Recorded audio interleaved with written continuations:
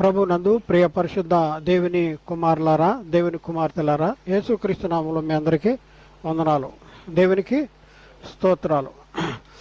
ప్రియులారా, ఈరోజు మనం పాఠము క్రీస్తులో తండ్రి ఉండటం.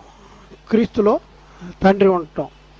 యేసుక్రీస్తు చెప్తున్న మాట ఏంటంటే, తండ్రి నాయందు నీవును నీయందు నేనును ఉన్నలాగున అనేసి యేసుక్రీస్తు చెప్తా ఉన్నాడు. తండ్రి నాలో ఉన్నాడు అనేసి యేసుక్రీస్తు చెప్తా ఉన్నాడు. తండ్రి యందు నేను, నా యందు తండ్రి ఉన్నాం, తండ్రి నాలో ఉన్నాడు, నేను ఒక్కడనే ఉండక నేను నన్ను పంపిన తండ్రి కూడా ఉన్నాము అనేసి అనేక సందర్భాల్లో యేసుక్రీస్తు చెప్పిన సంగతులు మనం విన్నాం. కాబట్టి మరి తండ్రి యందు క్రీస్తులో తండ్రి ఉండటం అంటే ఏంటి? నా తండ్రి నాలో ఉన్నాడు అని యేసుక్రీస్తు చెప్తున్నాడంటే నేనే తండ్రిని అని చెప్తా ఉన్నాడా? లేకపోతే తండ్రి నాలో ఉన్నాడంటే యేసుక్రీస్తులో తండ్రి ఎలా ఉన్నాడు? ఇది ఈరోజు మనం తెలుసుకోవాల్సినటువంటి అవసరం ఉంది. ఎందుకంటే తండ్రి నాలో ఉన్నాడంటే అదిగోండి యేసుక్రీస్తు ఒప్పుకుంటున్నాడు, నేను ఒక్కడనే కాదు, నేను నన్ను పంపిన తండ్రి కూడా ఉన్నాం, తండ్రి నాలో ఉన్నాడు అనేసి యేసుక్రీస్తు చెప్తున్నాడు అనే లేఖనాల్లో మరి అపార్థం చేసుకుంటున్నారు. మరి వాస్తవానికి మనం పరిశీలన చేసుకుంటే యేసుక్రీస్తు తండ్రి ఇద్దరు వేరు వ్యక్తులు. యేసుక్రీస్తు కుమారుడైతే మరి తండ్రి అయిన దేవుడు క్రీస్తుని కన్నా తండ్రి. కాబట్టి ఇద్దరు ఒకే వ్యక్తిగా మరి పరిగణించడం కానీ, ఒకే వ్యక్తిగా మనం ఆలోచించడం కానీ బైబిల్ పరిశుద్ధాత్మ బోధకి వ్యతిరేకం. ఇద్దరు కూడా రెండు వేరు వ్యక్తులు. అయితే ఇక్కడ మనం పరిశీలన చేసుకుంటే మరి యేసుక్రీస్తు మరి ఎందుకు అంటున్నాడు క్రీస్తునందు తండ్రి నాయందు నీవు అంటున్నాడు. తండ్రి నాయందు నీవు నీయందు నేను ఉన్నలాగానే అంటున్నాడు. తండ్రి నాయందు నీవు అంటే యేసుక్రీస్తులో తండ్రి ఉన్నాడా? ఉంటే ఎలా ఉన్నాడు? అలాగే మనం కొన్ని వచనాలు మనం చదువుకుందాం. యోహాను సువార్తలో 16వ అధ్యాయంలో, యోహాను సువార్త 16వ అధ్యాయము 30వ వచనము నుండి 32వ వచనం వరకు మనం చదువుకుందాం. యోహాను సువార్త 16వ అధ్యాయము 30వ వచనం నుండి 32వ వచనాలు చదువుదాం. సమస్తమును ఎరిగిన వాడమని ఎవడు నీకు ప్రశ్న వేయని అగత్యము లేదని ఇప్పుడు ఎరుగుదము, దేవుని యొద్ద నుండి నీవు బయలుదేరి వచ్చితమని దీని వలన నమ్ముతున్నామని చెప్పగా, యేసు వారిని చూచి మీరిప్పుడు నమ్ముతున్నారా? ఇదిగో మీలో ప్రతివాడు ఎవని ఇంటికి వాడు చెదిరిపోయి నన్ను ఒంటరిగా విడిచిపెట్టి గడియ వచ్చే ఉన్నది. అయితే తండ్రి నాలో ఉన్నాడు గనక నేను ఒంటరిగా లేను. ఏమంటాడండి యేసుక్రీస్తు? అయితే తండ్రి నాలో ఉన్నాడు గనక నేను ఒంటరిగా లేను. మీరైతే ఏం చేస్తారు? ఇదిగో మీలో ప్రతివాడు ఎవని ఇంటికి వాడు చెదిరిపోయి నన్ను ఒంటరిగా విడిచిపెట్టి గడియ వచ్చే ఉన్నది. అయితే తండ్రి నాలో ఉన్నాడు గనక నేను ఒంటరిగా లేను అంటాడు. ఏంటండి తండ్రి నాలో ఉన్నాడని యేసుక్రీస్తు చెప్తా ఉన్నాడు? యేసుక్రీస్తులో తండ్రి ఎలా ఉంటాడు? ఒకసారి ఆలోచన చేయండి. ఒక గ్లాస్ ఉందండి, ఇంకొక గ్లాస్ పెడితే ఎన్ని గ్లాసులు అంటే 2 గ్లాసులు. ఇది పెద్ద గ్లాస్ ఒకటి, చిన్న గ్లాస్ ఒకటి అన్నది. పెద్ద గ్లాసులో చిన్న గ్లాస్ ఉంది అని చెప్పొచ్చు. ఇక్కడ మనం చూస్తే ఇద్దరు వ్యక్తుల గురించి మనం మాట్లాడుకుంటున్నప్పుడు ఒక వ్యక్తి మరొక వ్యక్తిలో ఎలా ఉంటాడు? యేసుక్రీస్తు చెప్తున్న మాట ఏంటంటే, తండ్రి నాలో ఉన్నాడు, మీరందరూ విడిచిపెట్టి వెళ్ళిపోతారు, కానీ తండ్రి నాలో ఉన్నాడు, మరి నేను ఒంటరిగా లేను అంటున్నాడు. ఒంటరిగా లేకపోతే ఎవరున్నారా అంటే మరి నాలో ఎవరున్నారంటే తండ్రి ఉన్నాడు అని యేసుక్రీస్తు చెప్తున్నటువంటి సంగతి మనం ఇక్కడ చూస్తూ ఉన్నాం. కాబట్టి మన వాళ్ళు ఏమంటున్నారంటే, అదిగోండి తండ్రి నాలో ఉన్నాడు కాబట్టి ఆయనే తండ్రి, ఆయనే కుమారుడు, ఆయనే యేసుక్రీస్తు, ఆయనే తండ్రి అనే కాడికి మన వాళ్ళు చెప్పడం అనేది జరుగుతూ ఉంది. చాలామంది చెప్తా ఉన్నారు. అయితే మరొక వచనాన్ని పరిశీలన చేద్దాం. యోహాను సువార్తలో 8వ అధ్యాయము 16వ వచనంలో మనం అక్కడ పరిశీలన చేసుకున్నప్పుడు కూడా అక్కడ యేసుక్రీస్తు చెప్తున్న సంగతి ఏంటంటే, యోహాను సువార్త 8వ అధ్యాయము 16వ వచనంలో అక్కడ యేసుక్రీస్తు చెప్తున్న సంగతి ఏంటంటే, నేను ఒక్కడనై ఉండక నేనును నన్ను పంపిన తండ్రి కూడా ఉన్నాము గనుక నేను తీర్పు తీర్చినను, నా తీర్పు సత్యమే అనేసి యేసుక్రీస్తు చెప్తా ఉన్నాడండి. ఇక్కడ కూడా యేసుక్రీస్తు చాలా స్పష్టంగా చెప్తా ఉన్నాడు, నేను ఒక్కడనై ఉండక నేను నన్ను పంపిన తండ్రి కూడా ఉన్నాము గనుక నేను తీర్పు తీర్చను, నా తీర్పు సత్యమే అనేసి యేసుక్రీస్తు చెప్తున్నాడు. నేను ఒక్కడిని కాదు, నేను నా తండ్రి ఉన్నాము అంటాడు. ఇప్పుడు మనం చదివాం కదా, ఈ వచనాలు సందర్భాలను మనం పరిశీలన చేద్దాం, సందర్భానుసారంగా పరిశీలన చేద్దాం. సందర్భము, ఏ సందర్భంలో యేసు ఈ మాట చెప్పాడు?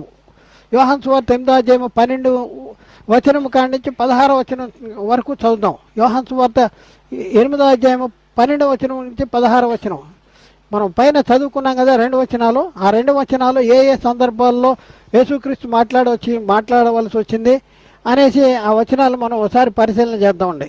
యోహాను సువార్త 8వ అధ్యాయం 12 నుంచి 16 వచనాలు మనం పరిశీలన చేసుకున్నప్పుడు, మరల యేసు, నేను లోకమునకు వెలుగును, నన్ను వెంబడించువాడు చీకటిలో నడవక జీవపు వెలుగు కలిగి ఉండినని వారితో చెప్పాను. కాబట్టి పరిసయ్యులు, నిన్ను గురించి నీవే సాక్ష్యము చెప్పుకొనుచున్నావా? నిన్ను గురించి నీవే సాక్ష్యము చెప్పుకొనుచున్నావా? నీ సాక్ష్యము సత్యము కాదని ఆయనతో అనగా, ఏమండి, సాక్ష్యం చెప్పాలంటే ఎంతమంది కావాలి? 3 సాక్షులు కావాలి. అది కూడా ఇక్కడే కింద రాయబడిన మాట చూద్దాం. ఇంకా మనం చూస్తే 14వ వచనంలో మనం, యేసు, నేను ఎక్కడి నుండి వచ్చితునో ఎక్కడికి వెళ్ళుదునో నేను ఎరుగుదును గనుక నన్ను గురించి నేను సాక్ష్యము చెప్పుకున్నాను, నా సాక్ష్యము సత్యమే. నన్ను గురించి నేను సాక్ష్యం చెప్పుకున్నా, నా సాక్ష్యము సత్యమే. ఎందుకు అంటే, నేను ఎక్కడి నుండి వచ్చితునో ఎక్కడికి వెళ్ళుదునో నేను ఎరుగుదును గనుక అన్నాడు. ఇంకేమంటున్నాడు చూడండి, ఇంకేమంటున్నాడు? నా సాక్ష్యము సత్యమే. నేను ఎక్కడి నుండి వచ్చితునో ఎక్కడికి వెళుతున్నానో మీరు ఎరగరు అంటాడు. మీరు ఎరగరు అని చెప్పి యేసుక్రీస్తు చెప్తున్న మాట ఏంటంటే, మీరు శరీరమును బట్టి తీర్పు తీర్చుతున్నారు, నేను ఎవరికి తీర్పు తీర్చను. మీరు శరీరమును బట్టి తీర్పు తీరుతున్నారు, నేను ఎవరికి తీర్పు తీర్చను, శరీరాన్ని బట్టి తీర్పు తీర్చను అని చెప్పేసి ఇక్కడ ఏమంటున్నాడు? నేను ఒక్కడనే ఉండక నేనును నన్ను పంపిన తండ్రి కూడా ఉన్నాము అంటున్నాడు. అంటే ఇక్కడ యేసుక్రీస్తు మరి ఆయన ఏ సందర్భంలో చెప్పినటువంటి మాట అంటే, యేసుక్రీస్తు అంటాడు, యేసు మరలా, నేను లోకమునకు వెలుగును, నన్ను వెంబడించేవాడు చీకటిలో నడువక జీవపు వెలుగు కలిగి ఉండేనని ఆయనతో ఉండినని వారితో చెప్పాను. అప్పుడు పరిచయాలు అంటాడు, నిన్ను గురించి నువ్వు సాక్షి చెప్పుకుంటున్నావేంటి? నేను లోకానికి వెలుగునని నువ్వు చెప్పుకుంటున్నావేంటి? నేను వెంబడించేవాడు చీకటిలో నడవక జీవపు వెలుగు కలిగి ఉంటాడని చెప్పుకుంటున్నావేంటి అనే సందర్భంలో యేసుక్రీస్తుని ఎక్కడి నుంచి వచ్చానో ఎక్కడికి వెళ్తానో మీరు తెలియదు, కానీ నాకు తెలుసు, కాబట్టి నేను సాక్ష్యం ఇస్తే సాక్ష్యము సత్యమే అని చెప్పుకుంటా. ఎందుకు ఆయన యేసుక్రీస్తు ఇచ్చిన సాక్ష్యము సత్యము అనేది కింద చెప్తా ఉన్నాడు, 16వ వచనంలో చెప్తా ఉన్నాడు. నేను ఒక్కడనే ఉండ, నా సాక్ష్యం ఎందుకు సత్యమో తెలుసా? నేను ఒక్కడనే ఉండక నేనును నన్ను పంపిన తండ్రి కూడా ఉన్నాము గనక నేను తీర్పు తీర్చినను, నా తీర్పులు సత్యమే అంటున్నాడు. ఏంటండి, యేసుక్రీస్తు ఒక్కడనై ఉండక అంటున్నాడు, ఒక్కడనై ఉండక అంటాడు. వీళ్ళు పరిచయాలు వీళ్ళు ఏమంటున్నారు? నిన్ను గురించి నువ్వు సాక్ష్యం చెప్పుకుంటున్నావు అంటే, నేను ఒక్కడనే కాదు, నేను నన్ను పంపిన తండ్రి కూడా ఉన్నాము అనేసి చెప్తా ఉన్నాడు. మరి ఈ మాటను బట్టి చాలామంది ఏమంటాడు, యేసుక్రీస్తు అక్కడే కాదండి, యేసుక్రీస్తులో కూడా తండ్రి ఉన్నాడు కాబట్టి యేసుక్రీస్తే తండ్రి, యేసుక్రీస్తే ఆయనే క్రీస్తు, ఆయనే కుమారుడు, ఆయనే తండ్రి అని చెప్పే కాడికి వచ్చేశారు. అయితే వాస్తవానికి ఈ వచనంలోనే చెప్తా ఉన్నాడు. ఈ వచనంలో ఆయన ఏం చెప్తున్నా అంటే, నేను ఒక్కడనే ఉండక నేనును నన్ను పంపిన తండ్రి. ఇక్కడ ఎంతమంది ఉన్నారు? వచ్చిన ఆయన, పంపబడిన ఆయన ఒక ఆయన ఉన్నాడు, పంపిన ఆయన, నేను నన్ను పంపిన తండ్రి కూడా ఉన్నాం. ఆ యేసుక్రీస్తు చెప్తున్నాడు, 2 వ్యక్తుల గురించి చెప్తా ఉన్నాడు. ఆయనే ఈయన అనే కాదు, పంపిన ఆయన నేను, పంపబడిన వాడిని నేను, పంపిన ఆయన నా తండ్రి అని చెప్తా ఉన్నాడు. ఇద్దరు ఒకే వ్యక్తిగా ఎలా మారిపోతారు? ఎందుకు అలా అయితే యేసుక్రీస్తు నేను ఒక్కడనే కాదు అని అంటాడు? నేను ఒక్కడనే ఉండక నేను నన్ను పంపిన తండ్రి కూడా ఉన్నామని ఎందుకు అంటున్నాడు? ఇది మనం తెలుసుకోవాల్సిన అవసరం ఉంది కదా, అవసరం ఉంది. ఇది మనకి చాలా ఇబ్బందికరంగా ఉంది. ఎందుకంటే ఆయనే తండ్రి, ఆయనే యేసుక్రీస్తు, ఆయనే కుమారుడు, ఆయనే తండ్రి అనే ఒక మనలో ఒక భావాన్ని కలిగి మనం అలా ఆలోచించేలాగా ఈ వచనం ఉన్నట్టుగా మనకు తెలుస్తూ ఉంది. దాన్ని బట్టి మనోళ్ళు ఏమంటున్నారంటే ఆయనే తండ్రి, ఆయన కొడుకు అని చెప్తా ఉన్నారు. మరి యోహాను సువార్త 14వ అధ్యాయము 10వ వచనంలో కూడా మనం చూసుకున్నప్పుడు, 14వ అధ్యాయం 10వ వచనంలో చూసుకున్నప్పుడు, తండ్రి యందు నేనును నా యందు తండ్రి ఉన్నామని నువ్వు నమ్ముటలేదా అని అంటాడు. తండ్రి యందు నేను నా యందు తండ్రి ఉన్నామని నువ్వు నమ్మట్లేదా? నేను మీతో చెప్పుతున్న మాటలు నా అంతటి నేనే చెప్పట్లేదు. తండ్రి నా యందు నివసించుతూ తన క్రియలను జరిగిస్తున్నాడు. తండ్రి నా యందు జీవిస్తున్నాడు అంట. తండ్రి ఎలా జీవిస్తూ ఉన్నాడు? యేసుక్రీస్తులో ఎలా జీవిస్తూ ఉన్నాడు? ఇది మనం తెలుసుకోవాలండి. ఒక అద్భుతమైన సత్యం అండి. యేసుక్రీస్తులో తండ్రి ఎలా జీవిస్తున్నాడు? నా అంతటి నేనే చెప్పట్లేదు అంటాడు. తండ్రి నా యందు నివసిస్తూ తండ్రి నా యందు నివసించుతూ తన క్రియలను చేయిస్తున్నాడు అని చెప్తా ఉన్నాడు. ఇది మనం తెలుసుకోవాల్సిన అవసరం మనకుంది. అలాగే మనం చూసుకున్నప్పుడు యోహాను సువార్త ముందు చదివాం కదా, 14వ అధ్యాయం 8 నుండి 11 వచనాలు. ఈ 2 వచనాలు ఏ సందర్భంలో చెప్పాడు యేసుక్రీస్తు సందర్భాన్ని గురించి మనం కొంతవరకు ఆలోచిద్దాం. సందర్భాన్ని తెలుసుకోవాలంటే మనం యోహాను సువార్త 14వ అధ్యాయం 8 నుండి 11 వచనాలు మనం చదువుకుందాం. 8 నుండి 11 వచనాలు. ఇక్కడ మనం చూసుకున్నప్పుడు 8వ వచనం, అప్పుడు పిలుపు, ప్రభువా మాకు తండ్రిని కనపరుచు, మాకు అంతే చాలును అని ఆయనతో చెప్పగా, యేసు, పిలుపు, నేను ఎంతకాలము మీ యొద్ద ఉండినను నీవు నన్ను ఎరగవా? నన్ను చూచిన వాడు తండ్రిని చూచి ఉన్నాడు గనుక మాకు తండ్రిని కనపరచమని ఎలాగ చెప్పుతున్నావు? తండ్రి యందు నేనును నా యందు తండ్రి ఉన్నామనే నీవు నమ్ముటలేదా అంటున్నాడు. ఏమంటున్నాడండి 10వ వచనంలో? తండ్రి యందు నేనును నా యందు తండ్రి ఉన్నామని నమ్ముటలేదా? నేను మీతో చెప్పుతున్న మాటలు నా అంతటా నేనే చెప్పట్లేదు. తండ్రి నా యందు నివసించుతూ తన క్రియలను చేయిస్తున్నాడు అని 11వ వచనంలో, తండ్రి యందు నేనును నా యందు తండ్రి ఉన్నామని నమ్ముడి, లేదా ఈ క్రియలను నిమిత్తమే నమ్ముండి అనే యేసుక్రీస్తు చెప్తా ఉన్నాడు. అయితే ఇదంతా మనం పరిశీలన చేసుకుంటే మనకి ఈ 2 వచనాలు మనం చదువుకుంటే మనకి ఎంతవరకు అర్థమైంది అనేది మనకి ఆలోచించుకోవాల్సిన అవసరం మనకి ఉంది. ఆలోచించుకోవాల్సిన అవసరం ఉంది. అయితే యేసుక్రీస్తు తండ్రి నాలో ఉన్నాడు అనగానే మనవాళ్ళు ఏమంటున్నారండి? ఇది యేసుని పట్టుకుని ఏమంటున్నారు? అదిగోండి తండ్రి, ఈయనే తండ్రి అంటున్నారు. తండ్రి నాలో ఉన్నాడు అనగానే ఈయనే తండ్రి అండి, నేను ఒక్కడనే ఉండక నేను నన్ను పంపిన తండ్రి ఉన్నాం అనగానే ఈయనే తండ్రి అనే కాడికి వీళ్ళు అంటున్నారు. అయితే అది ఎంతవరకు కరెక్టు? వాస్తవానికి వీళ్ళు ఆలోచించే ఆలోచన లేఖనానుసారమైన తండ్రి నాలో ఉన్నాడంటే ఆయనే తండ్రి అని అర్థం చేసుకుంటానికి వీలుందా అంటే ఎంత మాత్రమూ వీల్లేదు. మనం ఆత్మ సంబంధమైన సంగతులు ఒక దగ్గర అర్థం కాకపోతే మనం ఏం చేయాలి? ఆత్మ సంబంధమైన సంగతులతోనే సరిచూసుకుని సత్యాన్ని మనం గ్రహించడానికి మనం ప్రయత్నం చేయాలి.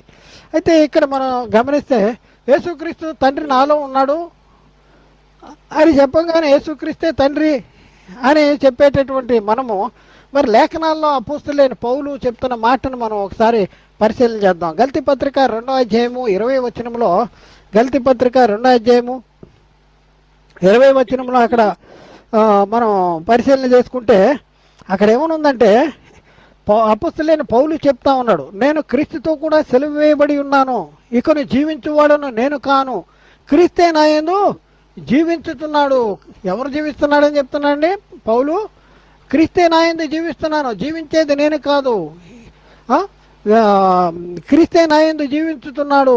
నేను ఇప్పుడు శరీరం ముందు జీవించుతున్న జీవితము నన్ను ప్రేమించి నా కొరకు తను తాను అప్పగించుకున్న దేవుని కుమారుడైన యేసుక్రీస్తు నందలి విశ్వాసము వలన జీవించుతున్నాను అంటాడు. ఎవరిని పౌలు నీలో ఎవరు జీవిస్తున్నారు అంటే నేనైతే చనిపోయాను అంటాడు, నేనైతే సిలువ వేయబడ్డాను, నేను క్రీస్తుతో కూడా సిలువ వేయబడి ఉన్నాను, జీవించేది నేను కాదు అంటాడు. క్రీస్తు కూడా సిలువ వేయబడి ఉన్నాను. మరి ఎవరు జీవిస్తున్నారు నీలో అంటే క్రీస్తే నా యందు జీవిస్తున్నాడు. మరి పౌలు ఏమనాలండి? పౌలు గారు, ఈయన పౌలు గారు అంటే లేదండి పౌలు గారు కాదు, ఈయన యేసుక్రీస్తు అనాలా? ఎట్లా మనం అర్థం చేసుకోవాలి? క్రీస్తే నా యందు జీవిస్తున్నాడు, యేసుక్రీస్తు అదే అన్నాడు. యేసుక్రీస్తు ఏమన్నాడు? తండ్రి నాలో తండ్రి నాలో జీవిస్తున్నాడు, తండ్రి యందు నేను నా యందు తండ్రి ఉన్నామని నమ్మట్లేదా అంటాడు. నేను తండ్రి ఏకమే ఉన్నామన్నాడు, నాలో తండ్రి ఉన్నాడు అని చెప్పంగానే యేసుక్రీస్తే తండ్రి అనే వాళ్ళు. మరి పౌలు చెప్తున్న మాట క్రీస్తే నా యందు జీవిస్తున్నాడు అంటే యేసుక్రీస్తుని ఏమనాలి? వాళ్ళ ఆలోచన ప్రకారం, వాళ్ళు సిద్ధాంతం ప్రకారం మనం యేసుక్రీస్తే అపోస్తలుడైన పౌలే యేసుక్రీస్తు అనాలి. ఎందుకంటే పౌలు ఎవరు జీవిస్తున్నారని చెప్తున్నాడు? పౌలు ఎవరు? క్రీస్తే అంటున్నాడు. క్రీస్తు అంటే పౌలు గారిని ఏమనాలి? క్రీస్తు గారు అనాలా? ఏమనాలి చెప్పండి? ఇక్కడ మనం చూస్తే ఇంకా మనం పరిశీలన చేసుకుంటే మరొక దగ్గర మరొక మాట రాయబడింది. ఏంటి అంటే చూద్దాండి, 1 యోహాను పత్రిక 4వ అధ్యాయము 4వ వచనంలో అక్కడ మనం పరిశీలన చేసుకున్నప్పుడు అక్కడ ఏమనుంది? 1 యోహాను పత్రిక 4వ అధ్యాయము 4వ వచనంలో మనం పరిశీలన చేసుకున్నప్పుడు అక్కడ ఉన్న వచనాలు మనం చదువుతామండి. చిన్నపిల్లలారా మీరు దేవుని సంబంధులు, మీరు దేవుని సంబంధులు అన్నాడు. మీరు దేవుని మీలో ఉన్నవాడు లోకంలో ఉన్నవాని కంటే గొప్పవాడు కనుక మీరు వాడిని జయించి ఉన్నారు. మీలో ఒకడు ఉన్నాడు అంటాడు. మీలో ఉన్నవాడు ఎవరంట? లోకంలో ఉన్నవాని కంటే గొప్పవాడు. మీలో ఉన్నవాడు లోకంలో ఉన్నవాని కంటే గొప్పవాడు కనుక మీరు వాడిని జయించి ఉన్నారంటాడు. మీలో ఒకడు ఉన్నాడు అని అంటాడు. మీలో ఎవరైనా ఉన్నారా? నాలో ఉన్నారా? పౌలు చెప్తున్నాడు నాలో ఉన్నాడు అంటాడు. క్రీస్తు ఉన్నాడు అంటాడు. మరి లోకాన్ని జయించిన వాడు ఎవరు చెప్పండి? నేను లోకాన్ని జయించాను అంటాడు. ఎవరు లోకాన్ని జయించిన ఆయన గురించి బైబిల్ రాయబడింది. నేను లోకాన్ని జయించాను అంటాడు. ఎవరు లోకాన్ని జయించింది? యేసుక్రీస్తు లోకాన్ని జయించాను అంటాడు. యేసుక్రీస్తు లోకాన్ని జయించాను అని చెప్తున్నాడు. ఆ రిఫరెన్స్ తర్వాత చూద్దాం, నెక్స్ట్ వస్తాయి. అయితే ఇక్కడ మనకు అర్థమవ్వాల్సింది ఏంటంటే, చిన్నపిల్లలారా మీరు దేవుని సంబంధులు, మీలో ఉన్నవాడు లోకంలో ఉన్నవాడి కంటే గొప్పవాడు. మీలో ఒక ఆయన ఉన్నాడా? ఉన్నాడు. ఎవరు అంటే లోకాన్ని జయించిన క్రీస్తు ఉన్నాడు. అక్కడ పౌలు చెప్తున్నాడు, జీవించేది నేను కాదు క్రీస్తే నాలో జీవిస్తున్నాడు అంటున్నాడు. ఇక్కడ మీలో ఉన్నవాడు లోకంలో ఉన్నవాడి కంటే గొప్పవాడు అని ఇక్కడ చెప్తా ఉన్నాడు. ఇప్పుడు మనల్ని ఎవరు అనాలి చెప్పండి? నాలో ఎవరున్నారు? నాలో యేసుక్రీస్తున్నాడు. బాప్తిజంలో ఎవరిని ధరించుకున్నాను నేను? క్రీస్తులోనికి బాప్తిజం పొందిన మనమందరం క్రీస్తుని ధరించుకున్నాం. మరి మనం ఎవరు? మేము క్రీస్తులమండి అని అని అనాలా? యేసుక్రీస్తు తండ్రి నాలో ఉన్నాడంటే ఈయనే తండ్రి అనేసి ఇద్దరు వ్యక్తుల్ని ఒకే వ్యక్తి కింద మనం భావిస్తున్నట్టు మనము.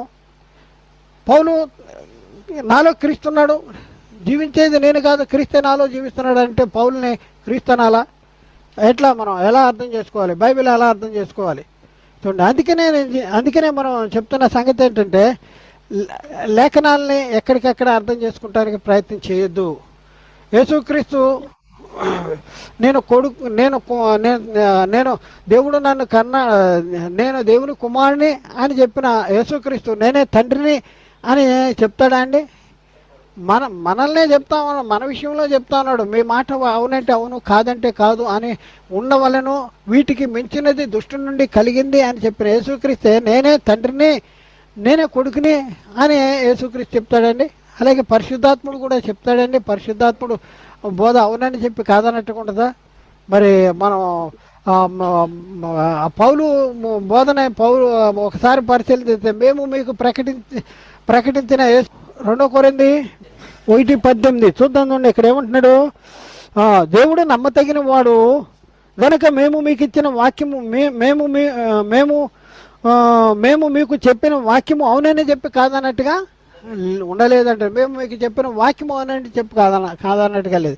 ఎక్కడ ఎన్నిసార్లు దేవునికి యేసుక్రీస్తుని దేవుని కుమారుడు అనే పౌలు కానీ వీళ్ళు కానీ వాళ్ళు రాసినటువంటి రాతల్లో దేవుని కుమారుడు యేసుక్రీస్తు దేవుని కుమారుడు అని రాస్తే ఆయనే తండ్రి అని మనం అంటున్నాం. ఎక్కడైనా యేసుక్రీస్తుని ఆయనే తండ్రి అని ఎక్కడైనా ఉందా?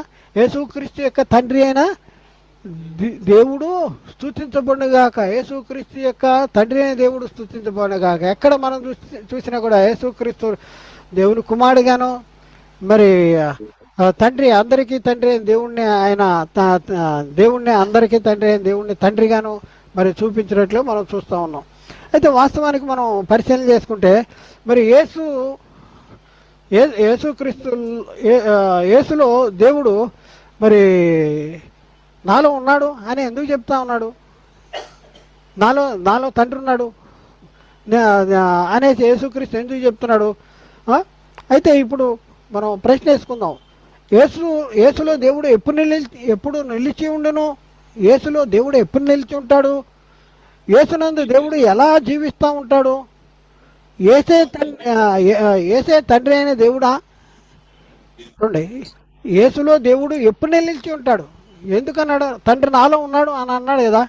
మరి తండ్రి నాలో ఉన్నాడు అనటానికి ఎందుకు ఆయనలో ఉంటాడు? ఎప్పుడు ఆయనలో ఉంటాడు?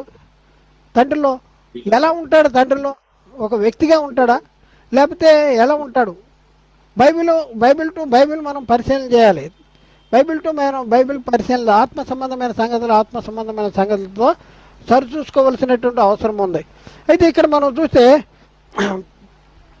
యేసులో దేవుడు ఎప్పుడు ఉంటాడు అనేసి మనం బైబిల్ని పరిశీలన చేసుకుంటే బైబిల్లో ఒక సిద్ధాంతం ఉంది. మనం కూడా గణిత శాస్త్రంలో ఒక లెక్కకి ఒక సిద్ధాంతాన్ని మనం ప్రతిపాదిస్తూ ఉంటాం. అలాగే ఇక్కడ మనం చూసుకున్నప్పుడు మనం ఏదైనా సిద్ధాంతాన్ని ప్రతిపాదించాలంటే ఇది ఇలా అనేసి మనం చెప్పాలంటే బైబిల్లో రాయబడినటువంటి వాక్య సిద్ధాంతాన్ని ఆధారంగా చేసుకుని మనం చెప్పాలంటే ఇక్కడ యేసుక్రీస్తు తండ్రి నాలో ఉన్నాడు, నేను ఒక్కడే కాదు అని ఎందుకు చెప్పాడు? యేసుక్రీస్తులో తండ్రి ఎలా ఉన్నాడు? యేసుక్రీస్తులో తండ్రి ఉండేటటువంటి అవకాశం ఉందా? ఉంటే ఎలా ఉంటాడు? ఆ తండ్రి యేసుక్రీస్తులో ఇన్సర్ట్ అయిపోతాడా? లేకపోతే ఏది ఉంటే తండ్రి యేసుక్రీస్తులో ఉన్నట్టు అనేసి మనం పరిశీలన చేద్దాం. చూడండి, ఎక్కడంటే దీని అర్థం ఏంటంటే దేవుని ఆజ్ఞను గైకొను వాడు దేవుని యందు నిలిచి ఉండును, దేవుడు వాని యందు నిలిచి ఉంటాడు. చూడండి, యేసుక్రీస్తు ఎందుకు చెప్పగలిగాడంటే దేవుని ఆజ్ఞను గైకుంటున్నాడు కనుక దేవుడు నాలో ఉన్నాడు అని చెప్తున్నాడు, నేను దేవుళ్ళలో ఉన్నాను అని చెప్తున్నాడు. రెండోది ఏంటంటే యేసు దేవుని ఆజ్ఞలు గైకున్నాడు కనుక యేసులో దేవుడు నిలిచి ఉన్నాడు. ఏంటి, యేసు దేవుని ఆజ్ఞలు గైకుంటే యేసులో దేవుడు నిలిచి ఉంటాడా? ఇది ఎక్కడది? ఎలా చెప్తున్నారు? దీనికి ఆధారం ఏంటి అనేసి మనం ప్రశ్న అడగచ్చు. తప్పలేదు. దానికి సమాధానం బైబిల్ చెప్తుంది. బైబిల్ చెప్తుంటేనే మనం మాట్లాడతాం. బైబిల్ ఎక్కడ చెప్పుద్దో అక్కడ మనం మాట్లాడాలి. బైబిల్ చెప్పని దగ్గర మనం చెప్పకూడదు. మన సొంత ఆలోచన సొంత ఉద్దేశాలని మరి చెప్పడానికి ప్రయత్నం చేయొద్దు, ఎందుకంటే అది మరణకరమైన పాపం అవుద్ది. అయితే ఇప్పుడు మనం సమాధానం మనం చూద్దాం. ఏంటి దేనికి సమాధానం? దేవుని ఆజ్ఞలను గైకొని వాడు దేవుని యందు నిలిచి ఉంటాడంట, దేవుడు వాని యందు నిలిచి ఉంటాడంట. అయితే యేసుక్రీస్తు దేవుని ఆజ్ఞలు గైకుంటున్నాడు కాబట్టి యేసుక్రీస్తు అంటాడు దేవుడు నాలో ఉన్నాడు, నేను ఒంటరిగా లేను అని చెప్తా ఉన్నాడు. నిజమేనా అంటే అవును నిజమే. చూద్దాం చూడండి, వచనాలు మనం చూద్దాం. మొదటి యోహాను పత్రిక 3వ అధ్యాయం 23వ వచనం. మొదటి యోహాను పత్రిక 3వ అధ్యాయము 23వ వచనం. 3వ అధ్యాయం 23వ వచనం. ఆయన ఆజ్ఞను గైకుని వాడు ఆయన యందు నిలిచిండును, ఆయన వాని యందు నిలిచిండును. చూడండి ఎంత అద్భుతంగా చెప్పబడిందో. మనమేమో యేసుక్రీస్తు తండ్రి నాలో ఉన్నాడంటే అబ్బో ఈయనే తండ్రి అని చెప్పేటటువంటి పరిస్థితుల్లో మరి ఈ వాక్యం ఏం చెప్తుంది? యేసుక్రీస్తులో తండ్రి ఎలా ఉంటాడు, ఎప్పుడు ఉంటారు అని అంటే ఆయన ఆజ్ఞలు గైకుని వాడంట. అంటే దేవుని ఆజ్ఞలు గైకుని వాళ్ళు ఎవరు ఉంటారంట? ఆయన నిలిచి ఉండును, దేవుడు నిలిచి ఉంటాడంట. ఆయన వాని యందు నిలిచి ఉండును, ఆయన ఆజ్ఞను గైకుని వాడు ఆయన యందు నిలిచి ఉండును, ఆయన వాని యందు నిలిచి ఉంటాడు అనేసి చాలా స్పష్టంగా రాయబడింది. మరొక సిద్ధాంతాన్ని మనం పరిశీలన చేద్దాం. మరొక సిద్ధాంతాన్ని ఇక్కడ మనం చూస్తే నెక్స్ట్ మనం చూస్తే ఇంకోటి ఏంటంటే ప్రేమ యందు నిలిచి ఉండువాడు దేవుని యందు నిలిచి ఉన్నాడు, దేవుడు వాని యందు నిలిచి ఉన్నాడు. చూడండి, ప్రేమ యందు నిలిచి ఉన్నాడు. దేవుడు ఏమై ఉన్నాడు? ప్రేమ అయి ఉన్నాడు. దేవుడు ప్రేమ స్వరూపి అయి ఉన్నాడు. దేవుడు ప్రేమ అయి ఉన్నాడు, దేవుడు ప్రేమ స్వరూపి అయి ఉన్నాడు. కాబట్టి ఇప్పుడు ప్రేమ యందు నిలిచి ఉన్నవాడు ఎవరి యందు నిలిచి ఉన్నట్టు? దేవుని యందు నిలిచి ఉన్నట్టు, దేవుడు వాని యందు నిలిచి ఉన్నట్టు. దీనికి ఏదైనా మనకు ఆధారం ఉందా అంటే ఆధారం ఉంది. మరి యేసుక్రీస్తు ప్రేమ యందు నిలిచి ఉన్నాడా లేదా? యేసుక్రీస్తు ప్రేమ యందు నిలిచున్నాడు కాబట్టి క్రీస్తు ఏం చెప్పగలిగాడు? దేవుడు నాలో ఉన్నాడు, నేను ఒక్కనే కాదు అని చెప్పగలిగాడు. ఇప్పుడు మనం చూద్దాం, ప్రేమ యందు నిలిచిండు వాడు దేవుని యందు నిలిచుంటాడా? దానికి సంబంధించినటువంటి వచనాలు బైబిల్లో ఏమైనా ఉన్నాయా? మనం పరిశీలన చేద్దాం. 1 యోహాను పత్రిక 4వ అధ్యాయము 16వ వచనం అండి. 1 యోహాను పత్రిక 4వ అధ్యాయము 16వ వచనం. 4వ అధ్యాయం 16వ వచనం. మన ఎడల దేవునికి ఉన్న ప్రేమను ఎరిగిన వారమై దానిని నమ్ముకుని ఉన్నాము. మన ఎడల దేవునికి ఉన్న ప్రేమను ఎరిగిన వారమే దాన్ని నమ్ముకుని ఉన్నాము అనేసి, దేవుడు ప్రేమ స్వరూపే ఉన్నాడు. ఏమున్నాడంటే దేవుడు ప్రేమ స్వరూపే ఉన్నాడు అని చెప్పి కింద అద్భుతమైన మాట అక్కడ రాయబడిందండి. ప్రేమ యందు నిలిచిండు వాడు దేవుని యందు నిలిచి ఉన్నాడు, దేవుడు వాని యందు నిలిచి ఉన్నాడు అంటాడు. ప్రేమ యందు నిలిచిండు వాడు ఎవరిలో ఉన్నాడంట? దేవునిలో ఉన్నాడంట. దేవుడు ఎవరిలో ఉంటాడు? వానిలో ఉంటాడంటండి. ఇప్పుడు రెండు సిద్ధాంతాలు అంటే ఫార్ములాస్ అనమాట. అంటే దేవుడు నాలో ఉన్నాడు అని ఎవరన్నా చెప్తున్నారంటే అతను కలిగి ఉండవలసినది ఏంటంటే ఆయన ఆజ్ఞను గైకునే వాడు ఆ మాట చెప్పగలడు. ప్రేమ యందు నిలిచి ఉన్నవాడు ఆ మాట చెప్పగలడు. యేసుక్రీస్తు మరి తండ్రి ఆజ్ఞను గైకున్నాడు, అందుకని ఆ మాట చెప్పగలిగాడు. యేసుక్రీస్తు ప్రేమ యందు నిల్చున్నాడు, తండ్రి కలిగి ఉన్న ప్రేమ యందు యేసుక్రీస్తు నిల్చున్నాడు. దేవుడు మనల్ని ప్రేమించాడు. మనల్ని ప్రేమించి తన సొంత కుమారుడి అయిన యేసుక్రీస్తుని పాప శరీరాకారాన్ని ధరింపజేసి మన పాపాలకు ఆయన మీద శిక్ష విధించాడు. మరి యేసుక్రీస్తు తాను మన కోసం బలిగా అర్పణగా దేవునికి అప్పగించుకున్నాడు. చూడండి, మరి దేవుడు లోకాన్ని ఎంతో ప్రేమించాడు. ఆయన కాగా తన అద్వితీయ కుమారునిగా పుట్టిన వాని యందు విశ్వాసం ఉంచు ప్రతివాడు నశింపక నిత్యజీవం పొందినట్లు దేవుడు ఆయన అంటే యేసుక్రీస్తును మనకు అనుగ్రహించాడు. యేసుక్రీస్తును మనకు అనుగ్రహించాడు. మరి క్రీస్తు మన కోసం తాను బలిగా, అంటే యేసుక్రీస్తు ప్రేమ యందు నిల్చున్నాడంటే ప్రేమ యందు నిల్చున్నాడు. కాబట్టి ప్రేమ యందు నిలిచివాడు దేవుని యందు నిల్చున్నాడు, దేవుడు వాని యందు నిల్చున్నాడు. ఇప్పుడు మనం ఒక సంగతి మనం ఆలోచిద్దామండి. ఇప్పుడు మనం ఆలోచిస్తే భార్య భర్త ఉన్నారండి. భార్య భర్త ఉంటే ఇంట్లో కొన్ని డబ్బులు పెట్టారు. కొన్ని డబ్బులు పెట్టి ఒక 1,00,000 రూపాయలు ఎంత పెట్టి, ఇదిగో పలానా వాళ్ళు వస్తారు, వాళ్ళు వచ్చినప్పుడు ఈ డబ్బులు ఇవ్వు అని చెప్పాడు అనుకోండి. ఆ మాట ఎక్కడ పెట్టుకుంటుంది? ఆజ్ఞ ఇచ్చాడు. పలానా వాళ్ళు వస్తేనే ఆ డబ్బులు ఇవ్వు అన్నాడు అనుకోండి, అదొక ఆజ్ఞ. ఈ ఆజ్ఞ ఎవరిలో ఉంది? ఆజ్ఞ ఎవరిలో ఉంది? భార్యలో ఉంది. ఆ మాటలు భార్య తన హృదయంలో ఉంచుకుంది. తన హృదయంలో అంటే భర్త ఎవరిలో ఉన్నాడు? ఆ ఆజ్ఞ ఎవరిలో ఉంది? భార్యలో ఉంది. అంటే భర్త ఎవరిలో ఉన్నాడు? భార్యలో ఉంది. ఒకవేళ ఈ డబ్బులు చూడండి, ఈ డబ్బులు వాళ్ళకి కాకుండా వేరే వాళ్ళకి ఇస్తుందా? ఇవ్వదు. ఎందుకంటే యేసుక్రీస్తు అంటాడు, తండ్రి నాలో ఉండి తన క్రియలను జరిగిస్తున్నాడు అంటాడు. తండ్రి నాలో ఉండి తన క్రియలను జరిగిస్తున్నాడు. అలాగే భార్యలో భర్త ఉండి, అంటే భర్త ఆజ్ఞ ఉండి ఆ క్రియలను జరిగిస్తూ ఉంటాడు. అబ్బో వీళ్ళకి ఇవ్వద్దన్నాడు కదా, ఓ నో పలానా వాళ్ళకి ఇవ్వాలి అనేసి ఇంటికి పోయి ఎవరు వస్తే వాళ్ళకి ఇచ్చేస్తుందా? వెళ్ళిపోయిన తర్వాత పలానా వాళ్ళు వస్తారు ఇవ్వు అని అనుకో, ఆహా ఇంటికి ఎవరు వస్తే వాళ్ళకి ఇచ్చేయమన్నాడా? అంటే ఇంటికి ఎవరు వస్తే వాళ్ళకి పలానా వాళ్ళకి ఇవ్వాలి. అంటే ఆజ్ఞ ఎక్కడుంది? హృదయంలో ఉంది. ఆమెను ఎవరు నడిపిస్తున్నారు? ఆజ్ఞ నడిపిస్తుంది. అంటే ఆజ్ఞ ఎవరు ఇచ్చారు? భర్త ఇస్తాడు. కాబట్టి ఆమె నడిపించేది ఎవరు? భర్త నడిపిస్తున్నాడు. అలాగే యేసుక్రీస్తు అంటాడు, నేను ఒక్కడనే కాదు, తండ్రి నాలో ఉండి తన క్రియలను జరిగిస్తూ ఉన్నాడు. ఎందుకు నేను ఒక్కడనే కాదు, నేను నా యందు తండ్రి ఉన్నాడని చెప్తున్నాడు. ఆయన ఆజ్ఞను గైకుంటున్నాడు. యేసుక్రీస్తులో ఏముంది? తండ్రి ఆజ్ఞ ఉంది. తండ్రి క్రియలు జరిగిస్తున్నాడు. తండ్రి ప్రేమను చూపిస్తూ ఉన్నాడు.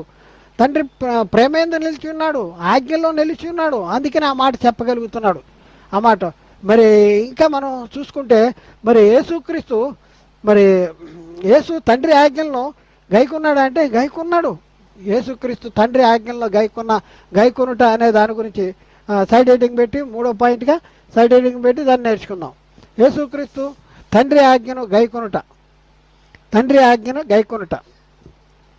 యేసుక్రీస్తు చెప్తా ఉన్నాడండి. ఏంటంటే అద్భుతం అండి. మనం ఏంటంటే ఆయన చెప్పిన మాటలు అద్భుతమైన మాట చెప్తున్నాడు. మరియు ఎక్కడ యోహాను సువార్త 12:50 యోహాను సువార్త 12:50 యేసుక్రీస్తు చెప్తున్నాడు, మరియు ఆయన ఆజ్ఞ నిత్య జీవమని నేను ఎరుగుదును అంటున్నాడండి. యోహాను సువార్త 12:50 ఆయన ఆజ్ఞ నిత్య జీవమని నేను ఎరుగుదును. ఏం ఎరుగుతాడండి? ఆజ్ఞ నిత్య జీవమని నేను ఎరుగుదును గనుక నేను చెప్పు సంగతులు తండ్రి నాతో చెప్పిన ప్రకారమే చెప్పుతున్నాను. భర్త ఎవరికి ఇమ్మందో, లేకపోతే ఎవరితో ఏం చెప్పమా అన్నాడో భర్త పలానా వాళ్ళకి మాట చెప్పు అంటే ఆ మాట ఎక్కడుంది? భార్య హృదయంలో ఉంది. ఆ మాట హృదయంలో పెట్టుకుని చెప్తా ఉందన్నమాట. చెప్పే మాటలు ఎవరి మాటలు చెప్తుంది? పలానా వాళ్ళకి మాటలు చెప్పంటే ఎవరి మాటలు చెప్తుంది? ఆమె మాటలు కాదు, భర్త మాటలు. ఎక్కడున్నాడు భర్త? హృదయంలో ఉన్నాడు. ఆజ్ఞ కింద ఉన్నాడు. ఆజ్ఞ ఇచ్చాడు, ఇది చెప్పు, లేకపోతే ఇది ఇవ్వు, ఇది పలానా అని చెప్తే ఏమంటుంది? అబ్బో నాతో కాదు, ఇదే చెప్పమన్నాడు, ఇదే ఇమ్మన్నాడు అనేసి. మరి ఎవరు నడిపిస్తున్నారు ఆమెని? భర్త నడిపిస్తున్నాడు. ఎలా నడిపిస్తున్నాడు? ఆజ్ఞ ద్వారా. ఆజ్ఞను అనుసరిస్తే భర్త ఉన్నట్టు, ఆజ్ఞను అతిక్రమిస్తే భర్త లేనట్టు. అందుకని ఇక్కడ మనం చూసుకుంటే యేసుక్రీస్తు ఏం చెప్తున్నాడు? ఆయన ఆజ్ఞలు ఎలాంటివి అంట? నిత్య జీవం అంటండి. మనం ఎప్పుడైనా గుర్తించామా? ఆయన దేవుని ఆజ్ఞలను నిత్య జీవము అంటాడు. నిత్య జీవము యేసుక్రీస్తు గుర్తించాడు. అంత నిత్య జీవం అంటే ఇక ఆజ్ఞలను అతిక్రమిస్తే ఏమవుద్ది? నిత్య నరకం. ఇక్కడ మనం చూసుకుంటే యేసుక్రీస్తు చెప్తున్న మాట నిత్య జీవమని నేను ఎరుగుదును, నిత్య జీవము అని నేను ఎరుగుదును గనుక నేను చెప్పిన సంగతులు తండ్రి నాతో చెప్పిన ప్రకారం చెప్తున్నాను అంటాడు. భార్య కూడా అంటది, ఇది ఇమ్మన్నాడయా ఇదే ఇస్తున్నాను, లేకపోతే ఈ మాట చెప్పమన్నాడయా ఈ మాటే చెప్తున్నాను అంటది. ఎందుకంటే భర్త మాట శిరసా వహించాలి. అలాగే యేసుక్రీస్తు ఆయన మాట్లాంట నిత్య జీవమని నేను ఎరుగుదును అని చెప్తా ఉన్నాడు. అలాగే యోహాను సువార్త 14:31 యేసుక్రీస్తు చెప్తున్నాడు, అయినను నేను తండ్రిని ప్రేమించుతున్నానని లోకము తెలుసుకున్నట్లు తండ్రి నాకు ఆజ్ఞాపించినది నెరవేర్చుటకు నేనేలాగూ చేయుచున్నాను అంటున్నాడు. నేను ఇలా చేస్తున్నాను. ఎందుకు చేస్తున్నానో తెలుసా? నా ఇష్టము నెరవేర్చుకుంటానికి నేను రాలేదు, నన్ను పంపిన తండ్రిని నెరవేర్చడానికి వచ్చాను అనేసి ఆయన ఏమంటాడు? అయినను నేను తండ్రిని ప్రేమించుతున్నానని లోకము తెలుసుకున్నట్లు. అంటే ఇక్కడ మనం చూస్తే ప్రేమ యందు నిలిచి ఉండేవాడు తండ్రిని ప్రేమిస్తే ఏం చేయాలి? ఆజ్ఞను గైకొనాలి. ప్రేమిస్తే ఏం చేయాలి? ఆజ్ఞను గైకొనాలి. అందుకని అంటాడు ఇక్కడ ఏమంటారు? అయినను నేను తండ్రిని ప్రేమించుతున్నానని లోకము తెలుసుకున్నట్లు తండ్రి నాకు ఆజ్ఞాపించినది నెరవేర్చుటకు నేను ఎలాగో చేయుచున్నాను. తండ్రి ఆజ్ఞాపించింది అంటే తండ్రి ఆజ్ఞల్ని మరి యేసుక్రీస్తు మరి నెరవేర్చాడా? యేసుక్రీస్తు నెరవేర్స్తే ఆజ్ఞను గైకుని వానిలో ఎవరుంటారు? భర్త ఆజ్ఞను గైకుని వాళ్ళలో భార్య, భర్త ఆజ్ఞను గైకుంటుంది అనుకోండి, భార్యలు ఎవరుంటారు? భర్త ఉంటాడు. అలాగే క్రీస్తు తండ్రి ఆజ్ఞలు గైకుంటే క్రీస్తులు ఎవరుంటారు? తండ్రి ఉంటాడు. ఇదే చెప్తున్నాడండి. తండ్రి నాలో ఉన్నాడంటే అబ్బో యేసుక్రీస్తే తండ్రి అండి అనే కాడికి ఆయనండి దేవుడు త్రిత్వం లేకత్వం అండి అనే కాడికి వచ్చేసినటువంటి భయంకరమైనటువంటి పరిస్థితి సాతాను మనల్ని నడిపిస్తూ ఉన్నాడు. కాబట్టి ప్రియులారా చాలా జాగ్రత్తగా ఆలోచించాలి. ఈ లేఖనం మనకి ఎవరో చెప్పారు, ఓకే, వాళ్ళ కాలంలో వాళ్ళకి తెలిసింది వాళ్ళు చెప్పారు. ఇప్పుడు మన కాలంలో కూడా మనము గుడ్డిగా ఏది చెప్పారో అది మనం అనుసరించుకుంటా నమ్ముకుంటా వెళ్ళాలా? లేకపోతే బెరయ్య వాళ్ళు వీరు తెస్సలోనికలు వాళ్ళకంటే గన్లే ఉన్నారంట. ఎందుకంటే పౌలు శీలను చెప్పిన సంగతులు మరి వాళ్ళు విని అంగీకరించి మళ్ళీ ఆ తర్వాత ఏం చేశారు? అవి అలాగ ఉండవో లేవో అని అనుదినము లేఖనాలు పరిశీలన చేసుకుంటూ వచ్చారు. మరి మనం పరిశీలన చేయొద్దా? ప్రస్తుత కాలంలో మరి గత కాలంలో చెప్పబడిన లేఖనాలు ఇవి మనం పరిశీలన చేసి మరి ఇది ఆత్మ సంబంధమైన సంగతులతో సరిచూచేలాగా ఉన్నాయా లేవా అని మనం పరిశీలన చేసుకోవాలంటారా? చేసుకోవాలి, తప్పనిసరిగా చేసుకోవాల్సిన అవసరం ఉంది. గమనించండి, మనం ఆలోచిస్తే మనం పావు కిలో వంకాయలు కొనాలంటేనే ఎంత పరిశీలనగా మనం చూస్తాం, ఎంత పరిశీలనగా పావు కిలో వంకాయలు కొనాలంటే. మరి నిన్ను నిత్య జీవానికి తీసుకువెళ్ళేటటువంటి భూమి మీద ఉన్నటువంటి ఏకైక మార్గం అండి క్రీస్తు మార్గం. అదే క్రీస్తు మాటలండి, క్రీస్తు మాటలు. అందుకనే యేసుక్రీస్తు అంటాడు, ఆయన మాటలు నిత్య జీవమని నేను ఎరుగుదును అంటాడు. కాబట్టి ఇప్పుడున్న పరిస్థితుల్లో మనం పరిశీలన చేయాలండి, పరిశీలన చేసి సత్యాన్ని గ్రహించాలండి, సత్యము గ్రహించి సత్యాన్ని మనం అనుసరించాలండి. తెలుసున్న సత్యము, ఇది సత్యమని తెలుసున్న చాలామంది ముందుకి రానటువంటి పరిస్థితులు ఉన్నారండి. ఇది సత్యమని ఒప్పుకునేటువంటి పరిస్థితులు ఉన్నారు. ఎందుకంటే వాళ్ళు ఏదైతే నమ్మారో దానిలోనే వాళ్ళ కాలము వెళ్ళబుచ్చడానికి వాళ్ళు ప్రయత్నం చేస్తున్నారు. కానీ ఇది సత్యము కనుక ఇమీడియట్ సత్యానికి లోబట్టడానికి ప్రయత్నం చేసేటటువంటి ఆలోచన మనకి దూరం చేస్తున్నాడు సాతానుగాడు. కాబట్టి ఇప్పుడు ఇంకా కొన్ని సంగతులు మనం చదువుతామండి. యోహాను సువార్త 15వ అధ్యాయము 10వ వచనంలో మనం పరిశీలన చేసుకుంటే, యోహాను సువార్త 15వ అధ్యాయము 10వ వచనంలో మనం పరిశీలన చేసుకుంటే, నేను నా తండ్రి ఆజ్ఞలు గైకొని ఆయన ప్రేమయందు నిలిచి ఉన్న ప్రకారము మీరును నా ఆజ్ఞలు గైకొని నా ప్రేమయందు నిలిచియుందురు. మీరు నా ఆజ్ఞలను గైకొని ఎడల నా ప్రేమయందు నిలిచియుందురు. చూడండి, నేను నా తండ్రి ఆజ్ఞలు గైకొని ఆయన ప్రేమయందు నిలిచుంటాం. ప్రేమయందు నిలిచిండువాడు ఎవరిలో నిలిచుంటాడు? ప్రేమయందు నిలిచిండువాడు ఎవరిలో నిలిచుంటాడంట? దేవుని యందు. చూడండి, ఇంత మనం చూసాం కదా, ప్రేమయందు నిలిచిండువాడు దేవుని యందు నిలిచి ఉన్నాడు. రెండు సిద్ధాంతాలు చూడండి. ఎక్కడంటే మొదటి 4:16, మన ఏళ్ళ దేవునికి ఉన్న ప్రేమను ఎరిగిన వారమే మనము నమ్ముకుంటున్నాము. దేవుడు ప్రేమస్వరూపి అన్నాడు. ప్రేమయందు నిలిచి ఉన్నవాడు దేవుని యందు నిలిచి ఉన్నాడు, దేవుడు వాని యందు నిలిచి ఉన్నాడు. 4:16 ఇందా రాసుకున్నారు. అయితే ఇప్పుడు ఇక్కడ మనం చూస్తే మనం యేసుక్రీస్తు చెప్తున్నాడు. యేసుక్రీస్తు ఏం చెప్తున్నాడు? ఆయనను నేను తండ్రిని ప్రేమించుతున్నానని కాదు. ఎక్కడ? మొదటి యోహాను 5:10, నేను నా తండ్రి ఆజ్ఞలు గైకొని ఆయన ప్రేమయందు నిలిచి ఉన్న ప్రకారము మీరు నా ఆజ్ఞలు గైకొని నా ప్రేమయందు నిలిచి ఉండేది అంటాడు. ప్రేమయందు నిలిచి ఉండేవాడు ఎవరైందు నిలిచుంటాడు? దేవుని యందు నిలిచుంటాడు. కాబట్టి నేను నా తండ్రి ఆజ్ఞలు గైకొని ఆయన ప్రేమయందు నిలుచున్నానయా నేను అంటున్నాడు. ఆయన ప్రేమయందు నిలుచుంటే ఎవరిలో ఉంటాడంటే దేవుని యందు. మరి దేవుడు ఎవరిలో ఉంటాడు? వాని యందు ఉంటాడు. అందుకనే దేవుడు యేసుక్రీస్తు దేవుని ఆజ్ఞను గైకుంటూ దేవుని ఆజ్ఞలను శిరసావహిస్తూ వాటిని నెరవేరుస్తూ చెప్తా ఉన్నాడు ఏంటంటే, తండ్రి నాలో ఉన్నాడు, తండ్రి నాలో ఉన్నాడు, నేను ఒక్కడనే కాదు, నేను నన్ను పంపిన తండ్రి. తండ్రి ఎలా ఉన్నాడు యేసుక్రీస్తులో? తండ్రి యేసుక్రీస్తులో ఎలా ఉన్నాడు? వ్యక్తిగా వచ్చేసా? ఆజ్ఞగా, తండ్రి ఇచ్చిన ఆజ్ఞ క్రీస్తు తన హృదయంలో భద్రపరచాలి. ఇప్పుడున్న పరిస్థితుల్లో మనం ఎవరి ఆజ్ఞను మన హృదయంలో పెట్టుకోవాలి. క్రైస్తవులు ఎవరి ఆజ్ఞను మన హృదయంలో పెట్టుకోవాలి. క్రీస్తు వాక్యమును మీ హృదయంలో సమృద్ధిగా నివసింపునేయాలి. క్రీస్తు వాక్యమును మన హృదయంలో నివసించాలి. మళ్ళీ ఎవరు ఉండాలి? క్రీస్తు ఉండాలి. క్రీస్తు ఉంటే ఎవరు ఉంటారు? తండ్రి కూడా ఉంటాడు.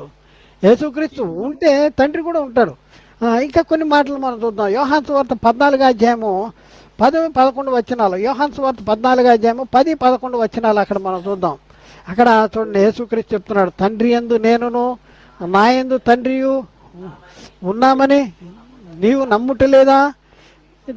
నేను మీతో చెప్పుతున్న మాటలు నా అంతటి నేనే చెప్పుటలేదు, తండ్రి నా యందు నివసించుతూ తన క్రియలు చేయుతున్నాడు. తండ్రి నా యందు నివసిస్తున్నాడు. ఎలా నివసిస్తున్నాడు? తండ్రి యేసుక్రీస్తులో. ఆజ్ఞ తండ్రి ఆజ్ఞను ఆయన హృదయంలో పెట్టుకున్నాడు. భార్య భర్త ఆజ్ఞను ఎలా అయితే హృదయంలో పెట్టుకునే ఆ పనులు చేస్తుందో అలాగే యేసుక్రీస్తు తండ్రి ఆజ్ఞలను తన హృదయంలో పెట్టుకున్నాడు. అందుకనే యేసుక్రీస్తు చెప్తున్నాడు, తండ్రి యందు నేనును నా యందు తండ్రి ఉన్నామని నీవు నమ్ముటలేదా? నేను మీతో చెప్పుతున్న మాటలు నా అంతటా నేనే చెప్పట్లేదు, తండ్రి నా యందు నివసించాడు. ఆయన ఎందుకు నివసిస్తున్నాడంటే ఆజ్ఞ కింద నివసిస్తున్నాడు. ఏ ఆజ్ఞ అయితే తండ్రి ఇచ్చాడో ఆ ఆజ్ఞను హృదయంలో పెట్టుకుని ఆజ్ఞ ప్రకారము ఆయన నడుచుకుంటున్నాడు. కాబట్టి యేసుక్రీస్తు ఎవరి ఆజ్ఞ ప్రకారము లేకపోతే ఎవరి చిత్త ప్రకారము నడుచుకుంటున్నాడంటే తండ్రి చిత్త ప్రకారము, తండ్రి ఆజ్ఞ ప్రకారము. తండ్రి ఆజ్ఞ ప్రకారం నడుచుకుంటున్న యేసుక్రీస్తు గురించి మనం ఆలోచిస్తే, నేను మీతో చెప్పుతున్న మాటలు నా అంతటి నేనే చెప్పట్లేదు, తండ్రి నా యందే నివసిస్తూ అంటాడు. తండ్రి క్రీస్తులే నివసించటం అంటే ఏంటి? ఎలా నివసిస్తాడు? ఎలా నివసిస్తాడు? ఆ వ్యక్తిగా వచ్చేసి యేసుక్రీస్తులో ఇన్సర్ట్ అవుతాడా? ఎట్లా నివసిస్తాడంటే తండ్రి ఇచ్చిన ఆజ్ఞను ఆయన హృదయంలో ఉంచుకుంటమే తండ్రి నాలో నివసించటము.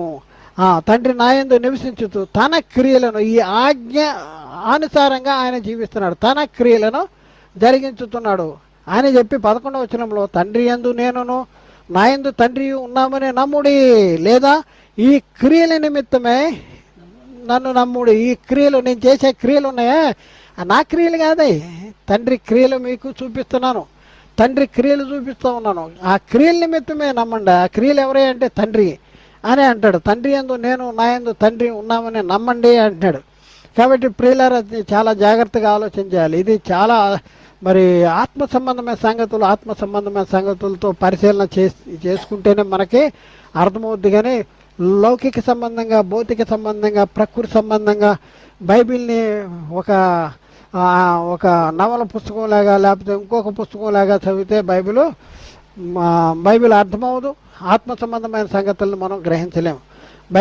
బైబిల్లో ఉన్న సంగతులు మరి ప్రకృతి సంబంధమైన కాదు, ఇవి పరిశుద్ధాత్మ ద్వారా మరి మన దేవుని మూలంగా పలికినటువంటి లేఖనాలు. మనుషులు ఇచ్చని బట్టి కలిగినవి కాదు, మనుషులు పరిశుద్ధాత్మ ద్వారా ప్రేరేపించి దేవుని మూలంగా పలికిన లేఖనాలే. కాబట్టి ఇవి ఆత్మ సంబంధమైనవి, ఆత్మ యొక్క నియమాలండి ఇవి. క్రీస్తు యేసునందు జీవమునిచ్చి ఆత్మ యొక్క నియమము, పాప మరణ నియమము నుండి నన్ను విడిపించిన ఆత్మ యొక్క నియమాలండి. ఈ ఆత్మ యొక్క నియమమును మనం ప్రకృతి సంబంధంగా ఆలోచిస్తే మనకు అర్థం కాదండి. ఆత్మ సంబంధమైన సంగతులతోనే సరిచూసుకోవాలి. కాబట్టి ఇంకొక మాట మనం చూద్దాం. చూడండి, ఇంకొక మాట యోహాను సువార్తలో 16వ అధ్యాయము 30-32 వచనాలు మనం చూద్దాం. యోహాను సువార్త 16వ అధ్యాయము 30-32 వచనాలు, 30 నుండి 31-32 వచనాలు.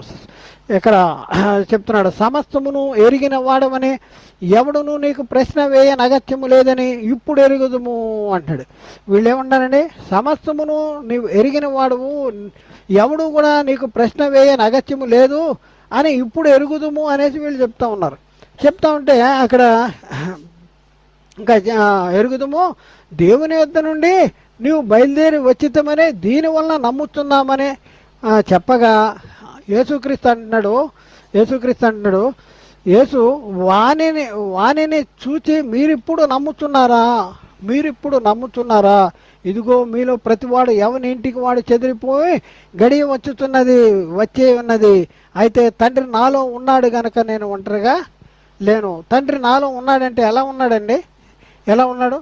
ఆజ్ఞ కింద ఉన్నాడు. తండ్రి ఆజ్ఞను నెరవేరుస్తూ ఉన్నాడు. కాబట్టి ఎవరైతే తండ్రి ఆజ్ఞను నెరవేరుస్తారో వాళ్ళు ఎవరు ఉంటారో? తండ్రి ఉంటాడు. ఆయన ఆజ్ఞ గైకుని వాడు ఆయన ఎందును, ఆయన వాణి ఎందును ఉంటాడంట. ప్రేమ ఎందు నిలిచిండు వాడు దేవుని ఎందు నిలిచుంటాడు, దేవుడు వాణి ఎందు నిలిచుంటాడు. అలాగే యోహాను సువార్తలో మనం చూస్తే 10వ అధ్యాయము 37-38 వచనాల్లో మనం చూస్తే, యోహాను సువార్త 10వ అధ్యాయము 37-38 వచనాలు మనం చూస్తే, నేను నా తండ్రి క్రియలను చేయని యెడల నన్ను నమ్మకుడి, నేను నా తండ్రి క్రియలను చేయని యెడల నన్ను నమ్మకుడి. నేను ఎవరి క్రియలు చేస్తున్నాను? తండ్రి క్రియలు చేస్తూ ఉన్నాను, తండ్రి ఆజ్ఞను అనుసరిస్తూ ఉన్నాను కాబట్టి అని చెప్పి, చేసిన యెడల నన్ను నమ్మకున్నాను. తండ్రి నా యందును నేను తండ్రి యందును ఉన్నామని మీరు గ్రహించి తెలుసుకున్నట్లు ఆ క్రియలను నమ్ముడని చెప్పాను. ఎవరి క్రియలు చేస్తున్నాను? తండ్రి క్రియలు చేస్తున్నా. మీరు నన్ను నమ్మకపోయినా సరే ఆ క్రియలను చూసి తండ్రి యందు నేను నా యందు తండ్రి ఉన్నామని మీరు నమ్మండి. ఈ దేన్ని బట్టి నమ్మాలి? క్రియలను బట్టి. ఈ క్రియలు ఎవరు జరిగిస్తున్నారు? తండ్రి నాలో ఉండి జరిగిస్తున్నాడు. తండ్రిని యేసుక్రీస్తులో ఎలా ఉన్నాడు? ఒక వ్యక్తిగా ఆయన ఇన్సర్ట్ అయిపోయాడా? లేదు, తండ్రి ఆజ్ఞగా ఉన్నాడు. ఆజ్ఞగా ఉన్నాడు. ఆ ఆజ్ఞ ఎవరిది? యేసుక్రీస్తు తన హృదయంలో ఉంచుకున్న ఆజ్ఞ ఎవరిది? తండ్రిది. కాబట్టి తండ్రి నాలో ఉన్నాడు అంటాడు. నాలో ఉన్నాడంటే తండ్రే అక్కడ పరలోకంలో ఉన్నటువంటి ఆ తండ్రి దిగి వచ్చేసి నాలో ఉన్నాడని అంటున్నాడా? లేకపోతే నేను నేను ఇద్దరు వ్యక్తులుగా ఉన్నాం అని చెప్తా ఉన్నాడా? కాదండి. అలా అదే అర్థం కాదు. దాని అర్థం అది కాదు. వ్యక్తిగా ఒకళ్ళగా ఉన్నా సరే ఆ ఒకే వ్యక్తి తండ్రి ఆజ్ఞను గాయకుంటే ఆ వ్యక్తులు ఎవరు ఉంటారని బైబిల్ చెప్తుంది. ఎవరు ఆజ్ఞ ఇచ్చారో వాళ్ళే ఉంటారు. తండ్రి ఇచ్చాడు కనుక తండ్రి నాలో ఉన్నాడు అని చెప్తా ఉన్నాడు యేసుక్రీస్తు. ఎంత అద్భుతమైనటువంటి సంగతి అండి ఇది. మనం అర్థం చేసుకోక ఎబ్రిలో ఎలా ఉంది, గ్రీకులు ఎలా ఉంది, పలానా ఎలా, ఇది సింగులర్ నెంబరు, ఇది ప్లూరల్ నెంబరు, ఇది ఎట్లా అది అట్లా అని చెప్పేటటువంటి పరిస్థితి మనకు వచ్చేసింది. ఎవరు చేస్తూ ఉన్నారంటే సాతానుగాడు. ఎందుకంటే డైవర్ట్ చేస్తూ ఉన్నాడు. బైబిల్ ఆత్మ సంబంధమైన సంగతులతో అర్థం చేసుకోవాలని మనకి బుద్ధి కల్పించకాక మన డైవర్ట్ చేస్తున్నాడు. సైడ్కి డైవర్ట్ చేస్తూ మన సత్యానికి దూరం చేసేస్తా ఉన్నాడు. సత్యం గ్రహించలేనటువంటి పరిస్థితి మనకు వచ్చేస్తుంది. ఇంకా మనం చూస్తే యోహాను సువార్త 10వ అధ్యాయము 25వ వచనంలో 25వ వచనంలో అందుకు యేసు మీతో చెప్పితిని కానీ మీరు నమ్మరు. నేను నా తండ్రి నామమందు చేయుతున్న క్రియలు నన్ను గురించి సాక్ష్యం ఇస్తున్నాయి అంటాడు. మీతో చెప్తున్నాను. ఎవరు అంటే నేను దేవుని కుమారుని, దేవుని దగ్గరికి వచ్చాను, దేవుని మాటలను చెప్తున్నాను, దేవుని పనులే చేస్తా ఉన్నాను అని చెప్తున్నా కూడా వీళ్ళు ఎవరు కూడా నమ్మట్లేదు. నమ్మకపోగా పైపెచ్చి వీళ్ళు ఏం చేస్తున్నారంటే నువ్వు దెయ్యాలు పట్టేవాడు, మాకు ఇంకా చెప్పు, నువ్వెవరో మాకు చెప్పు, ఇంకా చెప్పు, అసలు నువ్వెవరు అనేసి వీళ్ళు అడుగుతూ ఉంటుండే. అందుకేసు మీతో చెప్పితిని కానీ మీరు నమ్మరు. నేను నా తండ్రి నామం ముందు చేయుతున్న క్రియలు నన్ను గురించి సాక్ష్యం ఇస్తున్నాయి. ఆయన తండ్రి నామంలో చేస్తున్నాడు. ఆయన సొంతంగా తండ్రి నామం అంటే మహిమలో, తండ్రి మహిమలో చేస్తున్నాడు. తండ్రి మహిమలో యేసుక్రీస్తు వచ్చాడు, తండ్రి నామంలో వచ్చాడు, తండ్రి నామంలో చేస్తూ ఉన్నాడు. ఆ క్రియలే నన్ను గురించి సాక్ష్యం ఇస్తాయి అని చెప్తా ఉన్నాడు. అలాగే యోహాను సువార్త 8వ అధ్యాయం 29వ వచనంలో యోహాను సువార్త 8వ అధ్యాయం 29వ వచనంలో యేసుక్రీస్తు చెప్తున్న మాట ఏంటంటే నన్ను పంపిన వాడు నాకు తోడే ఉన్నాడు, ఆయనకి ఇష్టమైన కార్యములను నేను ఎల్లప్పుడూ చేయుదును గనుక నన్ను ఒంటరిగా విడిచిపెట్టడు. కాబట్టి వారు నీవెవడవని ఆయన అడగ్గా యేసు వారితో మొదటి నుండి నేను మీతో ఎవడనని చెప్పితునో వాడినే. మిమ్మును గురించి చెప్పుటకును తీర్పు తీర్చుటకు చాలా సంగతులు నాకు కలవుగానే నన్ను పంపిన వాడు సత్యవంతుడు. నేను ఆయన దగ్గర వినిన సంగతులే లోకమునకు బోధించుతున్నానని చెప్పాను. ఏ సంగతులు చెప్తున్నానండి? ఆయన దగ్గర విన్న సంగతులు మాత్రమే లోకానికి బోధిస్తున్నాను. 27వ వచనం తండ్రిని గూర్చి తమతో ఆయన చెప్పినని వారు గ్రహింపకపోయిరి. తండ్రిని గూర్చి తమతో ఆయన చెప్పినని వారు గ్రహించకపోయిరి. 28వ వచనం కావున యేసు మీరు మనిషి కుమారుని పైకెత్తినప్పుడు నేనే ఆయనని నా అంతటా నేనే ఏమీ చేయక తండ్రి నాకు నేర్పినట్లు ఈ సంగతులు మాట్లాడుతున్నానని మీరు గ్రహించుదురు అని చెప్పేసి ఏమంటాడు? నన్ను పంపిన వాడు నాకు తోడే ఉన్నాడు, ఆయనకి ఇష్టమైన కార్యములను నేను ఎల్లప్పుడూ చేయుదును. ఆయన నన్ను ఒంటరిగా విడిచిపెట్టడు, నన్ను పంపిన వాడు నాకు తోడే ఉన్నాడు, ఆయనకి ఇష్టమైన కార్యాలను నేను చేస్తున్నాను కనుక ఆయన నన్ను ఒంటరిగా విడిచిపెట్టదు. మనం చూడండి, ఆయన ఆజ్ఞను గైకుని వాడు ఎవరిలో ఉంటాడంట? ఆయన ఎందుకు నిలిచి ఉంటాడు, ఆయన వాణి ఎందు నిలిచి ఉంటాడు. అలాగే ప్రేమ ఎందు నిలిచి ఉండేవాడు దేవుని ఎందు నిలిచి ఉంటాడు, దేవుడు వాణి ఎందు నిలిచి ఉంటాడు. యేసుక్రీస్తు తండ్రి యొక్క ఆజ్ఞలను అనుసరించడం ద్వారా మరి తండ్రి నాలో ఉన్నాడు అనేసి యేసుక్రీస్తు చెప్తున్న పరిస్థితి మనం చూస్తూ ఉన్నాం. అయితే యేసుక్రీస్తు చెప్తున్న మాట ఏంటంటే నన్ను పంపిన వాని చిత్త ప్రకారమే చేయకూడదును. నన్ను పంపిన ఆయన సొంత పని మాత్రం ఆయన చేయడు, నన్ను పంపిన వాని చిత్త ప్రకారం చేయకూడదును. అంటే మనకి ఇప్పటి వరకు మనం ఏం నేర్చుకున్నాం అంటే ఆయన ఆజ్ఞను గైకుని వాడు ఆయన ఎందు నిల్చుంటాడు, ఆయన వాని ఎందు నిల్చుంటాడు. ప్రేమ ఎందు నిల్చుండేవాడు దేవుని ఎందు నిల్చున్నాడు, దేవుడు వాని ఎందు నిల్చున్నాడు. యేసుక్రీస్తు ఆయన ఆజ్ఞల ఎందు నిల్చున్నాడు, ఆ ఆజ్ఞలు అనుసరించాడు. అలాగే ప్రేమ ఎందు కూడా నిల్చున్నాడు. కాబట్టి తండ్రి నాలో ఉన్నాడు అనేసి యేసుక్రీస్తు చెప్పగలిగాడు. మరికొన్ని వచనాలు మనం చూద్దాం. మరికొన్ని యేసుక్రీస్తు నన్ను పంపిన వాని చిత్త ప్రకారమే చేయకూడదు. ఎవరి చిత్త ప్రకారం చేస్తానంటున్నాడు యేసుక్రీస్తు? పంపిన వాని చిత్త ప్రకారం చేస్తాను, కానీ నా ఇష్టం మాత్రం నేను చేయను. యేసుక్రీస్తు చూద్దాం, ఆయన తండ్రి చిత్తాన్ని నెరవేర్చడం, దాన్ని తుదుముట్టించడమే నాకు ఆహారం అంటున్నాడు. యోహాను సువార్తలో మనం చూస్తే 4వ అధ్యాయము 34వ వచనంలో మనం పరిశీలన చేసుకుంటే 4వ అధ్యాయం 34 యోహాను సువార్త.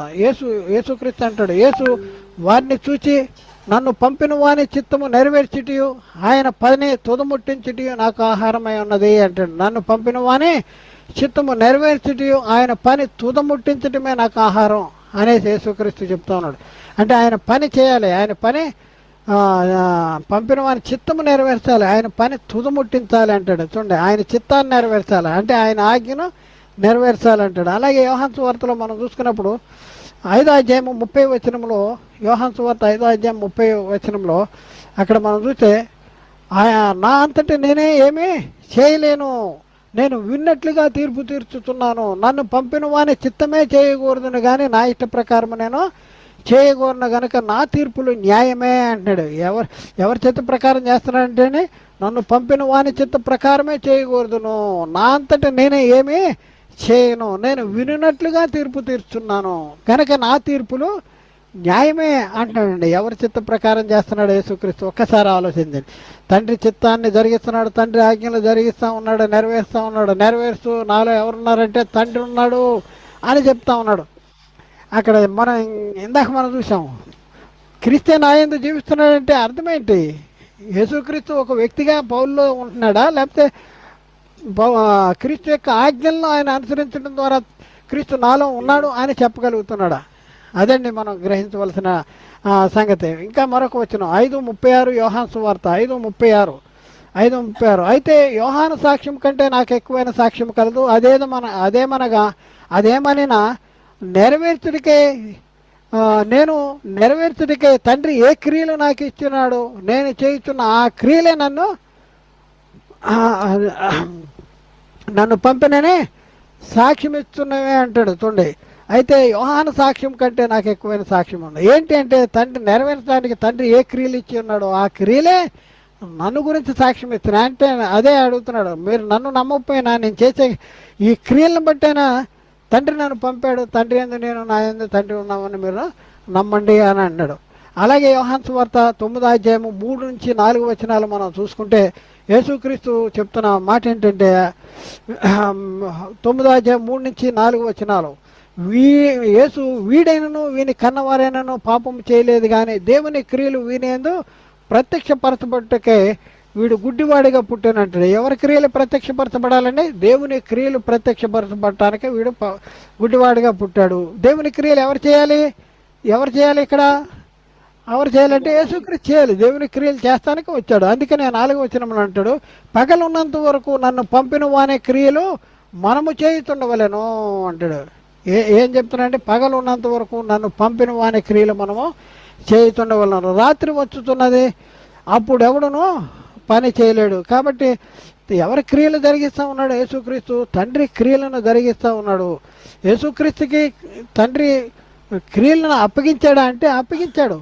అప్పగించిన ఆయన తండ్రి క్రియలు జరిగించిన తర్వాత యేసుక్రీస్తు చెప్తున్నాడు, తండ్రి లోకము పుట్టక మునుపు ఇక్కడ చూడండి యోహాను సువార్త 17వ అధ్యాయం 4వ వచనంలో, చేయుటకు నీవు నాకు ఇచ్చిన పనిని భూమి మీద సంపూర్ణంగా నెరవేర్చి నిన్ను మహిమ పరిస్థితిని ఏమండి, చేయుటకు నీవు నాకు ఇచ్చిన పనిని నేను సంపూర్ణంగా నెరవేర్చి భూమి మీద నేను మహిమ పరిస్థితిని అంటాడు.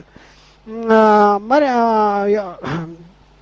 ఈ రకంగా మనం పరిశీలన చేసుకుంటే మరి యేసుక్రీస్తు తండ్రి నాలో ఉన్నాడు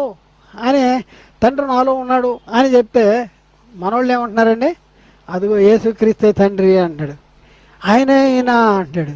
యేసుక్రీస్తు చెప్తున్నాడండి, నేనే తండ్రిని అని చెప్తున్నాడు. తండ్రి నాలో ఉన్నాడు అంటాడు. నేను ఒక్కడనే కాదంటున్నాడు. నేను నన్ను పంపిన తండ్రి కూడా ఉన్నావు అంటున్నాడు. నన్ను పంపిన తండ్రి ఉన్నాడు. పంపిన తండ్రి పంపిన తండ్రి ఎక్కడ, పంపిన ఆయన ఎక్కడ ఉన్నాడు? పరలోకంలో ఉన్నాడు. అందుకని యేసుక్రీస్తు ప్రార్థన నేర్పమంటే ఏమంటే ఎలా నేర్పాడు? పరలోకం ముందున్న మా తండ్రి అంటాడు. నేను తండ్రి దగ్గర నుంచి వచ్చాను, నేను తండ్రి దగ్గరికి మళ్ళీ వెళ్ళాలి అని చెప్తా ఉన్నాడు. నేను తండ్రి దగ్గరికి వెళ్తున్నాను అని కూడా చెప్పాడు. నేను వెళ్ళే సమయం వచ్చింది అని కూడా చెప్తా ఉన్నాడు.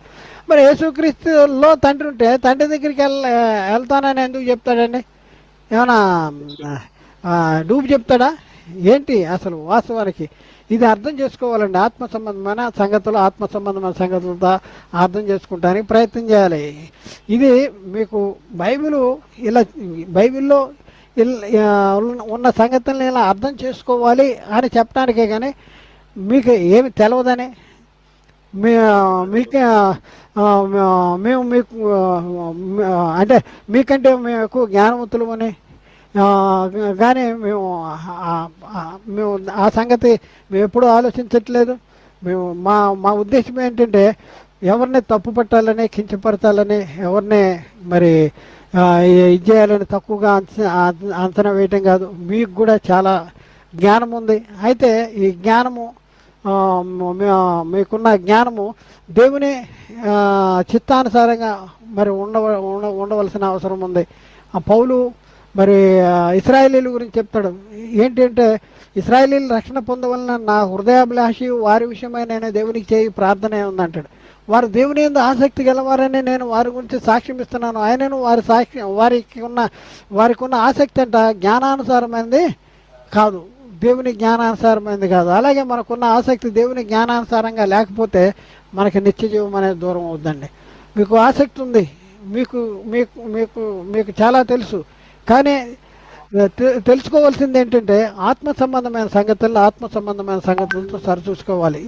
ఎందుకు మనం తప్పుగా ఆలోచిస్తున్నాము? గతంలో ఎందుకు తప్పుగా ఎవరో చెప్పారండి, పాపం వాళ్ళకి తెలిసిందేదో చెప్పారండి. మనం ఆ గాలిగద్దులేగా కళ్ళ గంతలు కట్టుకుని గుండ్రంగా తిరగటం కాదండి. లేఖనాలు పరిశీలన చేయాలండి. లేఖనాలు పరిశీలన చేసి అర్థం చేసుకోవాలి. మనకు అర్థం కాకపోతే ఎవరైనా చెప్పినా కూడా దాన్ని పరిశీలన చేస్తానికి ముందుకు రావాలండి. పరిశీలన చేయాలి, సహృదయంతో పరిశీలన చేయాలండి. మేము మీకు చెప్తున్నాం కదా, ఈ చెప్పేది ఏంటంటే బైబిల్ ఇలా ఉంది అని చెప్పడానికే మేము ముందుకు వస్తున్నాం, ఎవరిని తప్పు పట్టుకుంటానికి కాదు. మీరు ఎవరు కూడా మరి అలాంటి అభిప్రాయంలో ఉండొద్దు. మరి చెప్పబడిన మాటలు మరి గ్రహించడానికి ప్రయత్నం చేయండి, అర్థం చేసుకుంటానికి ప్రయత్నం చేయండి. దేవుడు మిమ్మల్ని దీవించునుగాక.